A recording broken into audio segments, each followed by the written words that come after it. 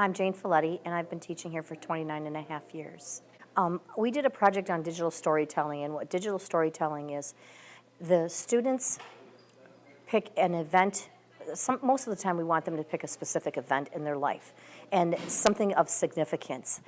It can be humorous, it can be something serious. Some students really go out on a limb, and they will tell very personal stories. And so what they do is it's a combination of voice and images and pictures, and they can drop in background music or sound to that. And so basically that's what it is. It's not a story of their life, but a story of an event in their life. And in my class, the way we organized it, some kids had iPads, some kids had Apple computers at home, so they used iMovie. The students who didn't have that, we brought in the iPads and we used Pinnacle.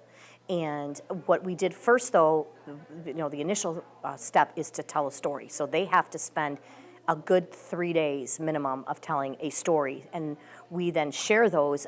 It depends on the size of your class. You can do small groups if you have a large class, which is what I did, or you can do one large group, and the purpose of that is to get feedback. So students can actually ask questions and even make suggestions to other students about their story, and maybe some things are missing in it that the student who's writing the story doesn't see. Other students will ask questions, and then that student can say, oh yeah, I forgot to put that in there, and make that clear. And sometimes just to edit out, because they want to put everything in, so you have to try to teach them, you want to conclude the most important aspects of them.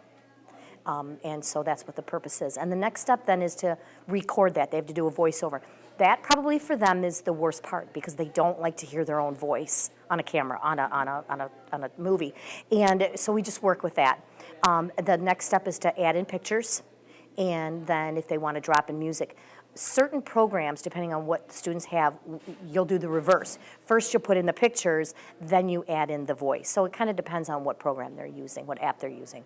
If I was going to do it in the future, I think the biggest change is to really do the story better. Some of the kids had great stories, and some were stories that really didn't have a point, and there has to be a message at the end of it. And it doesn't, like I said, it doesn't have to be anything earth-shattering, and it doesn't have to be something traumatic.